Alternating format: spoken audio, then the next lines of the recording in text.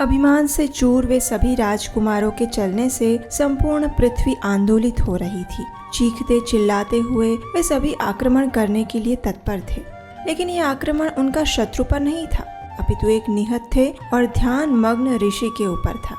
जैसे ही उन्होंने उस ऋषि के ऊपर प्रहार करने के लिए अपने अस्त्र उठाए, उसी क्षण वे जलकर भस्म हो गए। लेकिन आखिर इतने सारे राजकुमार एक निर्दोष ऋषि के ऊपर क्यों आक्रमण करना चाहते थे? और कौन थे वे ऋषि जो इन राजकुमारों के क्रोध का भाजन बने हुए थे? यही है आज की हमारी पुरुषोत्तम मास विशेष कथा, जो हमें प्राप्त होती है श्रीमद् भागवतम के 9वें स्कंद के 8वें अध्याय में। तो चलिए आज की कथा यात्रा प्रारंभ करते हैं।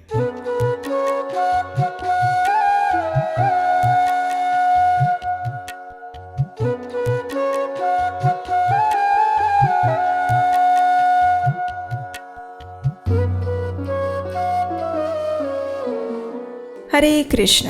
पिछले अध्याय में राजा हरिश्चंद्र के पुत्र रोहित के जीवन दान की कथा सुनी। रोहित के बाद छठी पीढ़ी में महाराज बाहुक का जन्म हुआ। अब ये राजा बाहुक के जीवन में एक समय ऐसा आया कि उनके शत्रुओं के हाथों उनकी बुरी तरह से पराजय हुई। उनकी सारी संपत्ति छीन गई और आखिर अंत में उन्होंने सब कुछ छोड़कर अपनी सभी पत्नियों के साथ वानप्रस्थ आश्रम स्वीकार कर लिया। कुछ ही दिनों में वृद्धावस्था के कारण राजा की मृत्यु हो गई। पति के जाने के बाद उनकी एक पत्नी अपने पति के साथ शव में सती होना चाहती थी, परंतु जब वन में और वह मुनि को पता चला कि राजा की वह रानी गर्भवती है, तो उन्होंने उसे सती होने से मना कर दिया। इस रानी का सौभाग्य देखकर राजा की बाकी रानियां उनसे ईर्ष्या करने लगी। उन सब ने मिलकर गर्भवती रानी को भोजन में विष देकर मारने का प्रयास किया, परंतु राखे कृष्ण मारे कृष्ण राखे के। तो बस इसी नियम के अनुसार उस गर्भवती रानी के ऊपर इस विष का कोई प्रभाव नहीं पड़ा। इससे विपरीत उसके गर्भ से जन्म लेने वाला पुत्र विष के साथ जन्मा और इसीलिए उसका नाम सगर पड़ा। इसका अर्थ होता है कि जिसने गर यानी विष के साथ जन्म लिया हो। तो बस जब रानी का ये पुत्र बड़ा हुआ तो वह महाराज सगर के नाम से विख्यात हुए। राजा सगर की 2 पत्नियां थी, सुमति और केशिनी। रानी सुमति से उन्हें 60,000 पुत्र हुए थे और रानी केशिनी से उन्हें एक ही पुत्र हुआ था, जिसका नाम था असमंजस। राजा सगर ने अपने गुरु और व मुनि के मार्गदर्शन में संपूर्ण पृथ्वी पर चक्रवर्ती साम्राज्य स्थापित किया और फिर उन्हीं की आज्ञा से उन्होंने अश्वमेघ यज्ञों का आयोजन प्रारंभ किया। अब देखिए, जब देवराज इंद्र ने देखा कि राजा सगर एक के बाद एक अश्वमेघ यज्ञ करने लगे हैं, तो उन्होंने एक दिन उस स्थान पर आकर राजा के अश्वमेघ यज्ञ का घोड़ा चुरा लिया। ये देखकर चिंतित राजा ने अपनी रानी सुमति से उत्पन्न 60,000 पुत्रों को यज्ञ का घोड़ा ढूंढने के लिए भेजा। अब देखिए, ये जो सभी राजकुमार थे, उन्हें अपने बाहुबल पर अत्यंत घमंड था।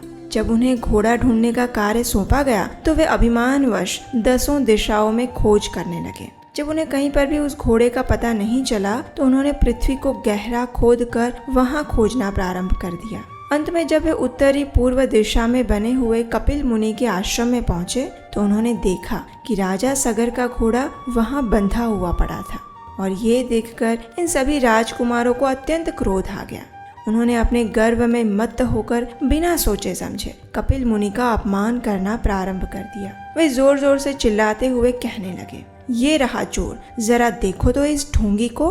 पहले तो हमारे यज्ञ का घोड़ा चुरा लिया और अब यहाँ आंखें मूंद कर ध्यान में बैठने का दिखावा कर रहा है। ये पापी निश्चित ही मृत्यु दंड का अधिकारी है। इतना कहकर सभी राजकुमार अपने अस्त्र शस्त्र उठाकर कपिल मुनि की ओर उनके ऊपर प्रहार करने के लिए दौड़े। जब कपिल मुनि ने यह सब शोर सुना तो उन्होंने आंखें खोली और उसी क्षण सारे के सारे 60,000 राजकुमार भस्मीभूत होकर 60,000 राख के ढेर में परिवर्तित हो गए। अब देखिए, कई बार ऐसा कहा जाता है या फिर आपने भी सुना होगा कि कपिल मुनि के नेत्रों से निकली हुई अग्नि ज्वाला से उन सभी राजकुमारों की मृत्यु हो गई थी। लेकिन वास्तव में सत्य तो ये है कि कपिल मुनि जैसे महापुरुष का अपमान करने के कारण उनके स्वयं के शरीर से ही वो अग्नि प्रकट हुई थी और उसी अग्नि ने इन सबको तत्क्षण जलाकर भस्म कर दिया था।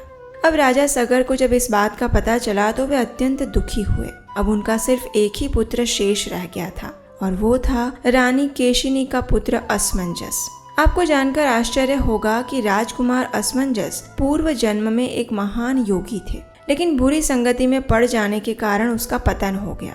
इस जन्म में भी वह जाति स्मर था, यानी उसे अपने पूर्व जन्म का ज्ञान था। अब यहाँ आश्चर्य की बात ये थी कि इतनी सिद्धियां और ज्ञान होने के बाद भी असमंजस सदैव कुकर्मों में लिप्त रहता था। उसके अनेक कुकर्मों के कारण प्रजा की नजर में उसकी छवि अत्यंत खराब थी। अब उसने एक दिन अत्यंत निंदनीय कार्य किया। सरयू नदी में कुछ बच्चे खेल रहे थे। असमंजस ने बिना कुछ सोचे समझे और बिना किसी कारण के इन सभी बच्चों को नदी में डुबोकर मार दिया। जब महाराज सगर ने अपने पुत्र के इस कुकर्म के विषय में सुना तो वे अत्यंत दुखी हो गए। उनका सारा पुत्र मुंह नष्ट हो गया और उन्होंने असमंजस को देश निकाला दे दिया। ये देखकर असमंजस को भी अच्छा नहीं लगा। उसने अपनी योग सिद्धि के बल से नदी में डुबोए हुए सभी बच्चों को जीवित कर दिया और अपने अपने माता पिता को लौटा दिए, और वह स्वयं हमेशा के लिए अयोध्या नगरी छोड़कर चला गया। जब अयोध्या वासियों ने असमंजस के इस महान चमत्कार को देखा तो वे सब विस्मित रह गए, और स्वाभाविक है कि इतने महान पुत्र को खोकर राजा सगर भी गहन शोक करने लगे। लेकिन अब उनके पास और कोई विकल्प भी तो नहीं था। अब राजा सगर ने उनके पोते यानी असमंजस के पुत्र अंशुमान को आज्ञा दी कि वह यज्ञ के घोड़े को खोजकर ले आए। अब अंशुमान भी एक महान और पराक्रमी राजकुमार था, लेकिन वह अत्यंत विनम्र और धार्मिक मनोवृत्ति वाला था। उसने अपने ताऊ और चाचाओं का अनुगमन किया और उसी स्थान पर पहुंचा जहां भगवान विष्णु के अवतार कपिल मुनि समाधि में बैठे हुए थे। हालांकि अंशुमान ने देखा कि यज्ञ का घोड़ा अभी भी वहीं बंधा हुआ था, और उसके साथ ही उसने राख के 60,000 ढेर भी देखे, लेकिन फिर भी उसने सर्वप्रथम कपिल मुनि को दंडवत प्रणाम किया और इस प्रकार उनकी स्तुति करने लगा। न पश्यति त्वां परमात्मनो जनो, न बुध्यते ध्यापि समाधियुक्तिभिः, कुतोपरे तस्य मनः शरीरधि, विसर्गसृष्टा वयमप्रकाशः, ये देहभाजस्त्रिगुणप्रधाना, गुणान् विपश्यन्त्युत वा तमश्च, यन्मायया मोहितचेतसस्त्वां, विदुः स्वसंस्थं न बहिः प्रकाशः। हे भगवान, आप ध्यान अथवा मानसिक कल्पनाओं से परे हैं, इसलिए ब्रह्मा जी जैसे महान देवता भी आपकी स्थिति को भली भांति समझने में अक्षम है। फिर हम जैसे तुच्छ प्राणियों का तो कहना ही क्या। हे समस्त प्राणियों के स्वामी, आपके दर्शन मात्र से मेरी समस्त काम इच्छाएं नष्ट हो गई है, जो कि भौतिक संसार में भ्रम तथा बंधन का मूल कारण है। जब अंशुमान ने इस प्रकार भगवान कपिल की प्रार्थना की तो आपको क्या लगता है, कपिल मुनि का प्रतिभाव क्या रहा होगा? क्या उन्होंने अंशुमान का स्वागत किया होगा, या फिर उन्होंने अंशुमान को भी उसके पूर्वजों की याद दिलाकर उसी राख के ढेर में मिला दिया होगा?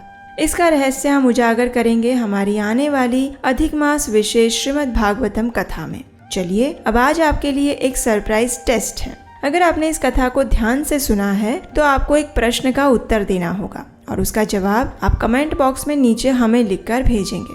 तो प्रश्न ये है कि इस कथा में हमने एक शब्द का प्रयोग किया है, जाति स्मर। तो इस शब्द का अर्थ क्या होता है? अगर आपने कथा ध्यान से सुनी होगी तो हमें विश्वास है आपको इसका जवाब अवश्य मिल जाएगा। और अंत में, अगर आपको ये कथा अच्छी लगी है तो इसे अभी ही व्हाट्सएप के द्वारा अपने मित्रों और परिवारजनों को भी शेयर करिए, और आपके अपने इस चैनल को सब्सक्राइब जरूर कर लीजिएगा ताकि इसी कथा का अगला भाग आप मिस ना करें। चलिए फिर इसी कथा के अगले भाग की प्रतीक्षा करिए, और तब तक के लिए इस पवित्र पुरुषोत्तम मास में परम भगवान श्री कृष्ण और उनके विभिन्न अवतारों का स्मरण करते हैं। इस कलयुग में उनका एक सुवर्ण और अत्यंत करुणामय अवतार है भगवान श्री चैतन्य महाप्रभु, और आज उनके चरण कमलों में हम इस प्रार्थना को अर्पित करते हैं। श्री कृष्ण चैतन्य प्रभु दया कर मोरे, श्री कृष्ण चैतन्य प्रभु दया कर मोरे, तुम बिन के संसारे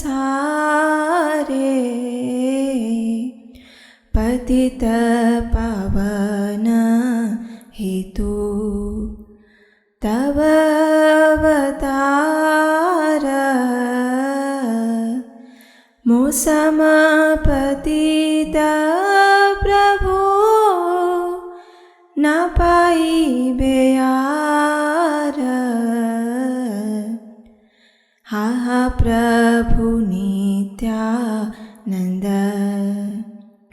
प्रेमानंद सुखी कृपावलोकन